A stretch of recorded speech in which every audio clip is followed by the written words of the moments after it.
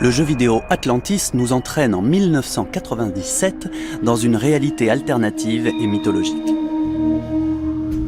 Eric Safar et Pierre Estève sont respectivement le programmeur et le compositeur de la musique de ce titre.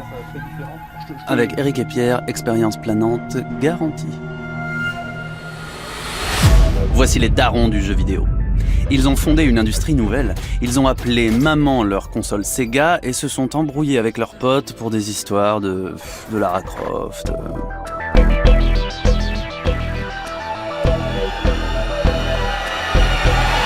Ça va? Columbia Pictures presents Jason and the Argonauts.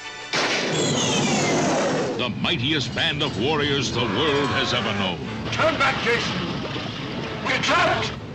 De même que le Technicolor a conduit Hollywood à produire les péplums, la période qui s'ouvre avec l'apogée du CD-ROM voit éclore des jeux-mondes comme Atlantis. A year from now, Seth, the hero of our tale, is traveling to the palace. Atlantis, c'est vraiment un gros, beau jeu d'aventure dans un monde onirique qui s'appuie sur le mythe de l'Atlantide.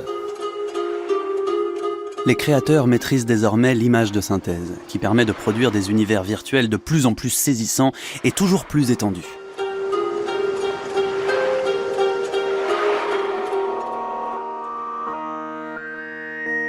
Il y a plus de 2h30 de musique dans le jeu, et donc ça c'était impossible sans le support CD-ROM.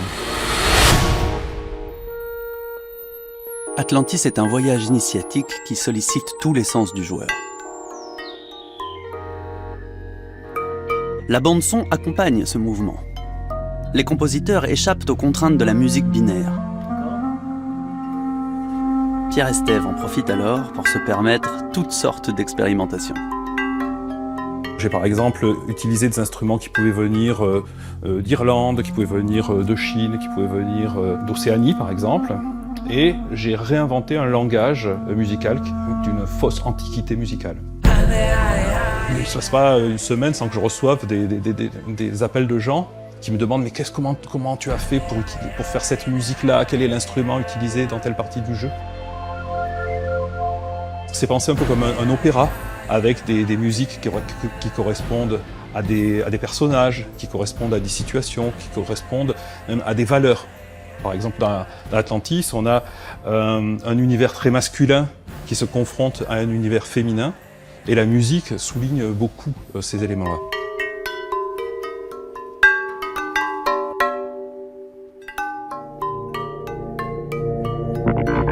Finalement, c'est vrai que c'était des jeux un petit peu sous Ritaline, hein. On était un petit peu sous Xanax quand on les regardait.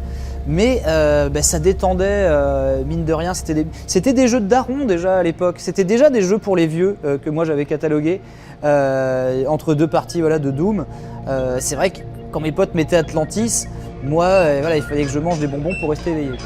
Et ce qui est marrant, c'est que c'était des jeux qui essayaient d'inventer le futur du jeu vidéo, et puis 10 ans après, ils faisaient des jeux pour te rappeler ce que c'était le futur du passé. Mais le rêve lui est toujours là. Les ordis des années 80-90, c'est vraiment un truc qui me tient à cœur. Donc j'ai ressorti mes bécanes, j'en ai beaucoup, j'en ai 150. J'ai dit tiens, redéveloppons des jeux comme on les faisait à l'époque, pas sous émulateur mais vraiment sur la bécane de l'époque. Je refais des jeux d'aventure pour l'Atari ST, l'Amiga, l'Auric, le Commodore 64. Et il y a un public à la fois de collectionneurs et d'amoureux de ces machines-là. Et comment tu fais pour garder 150 machines chez toi? Eh ben ce que je fais, c'est que j'ai une compagne qui est super sympa. J'ai une pièce dédiée et ça prend beaucoup de place, mais voilà. Puis dès que je rentre dans cette pièce-là, j'ai 25 ans, quoi. Dans l'épisode suivant, nous franchirons les 7 cercles de l'enfer avec El Mobo et le jeu Nightmare Creatures. Le soir, je revenais, hop, j'étais sur ma console et je posais mon sac. J'étais toujours sur ma console.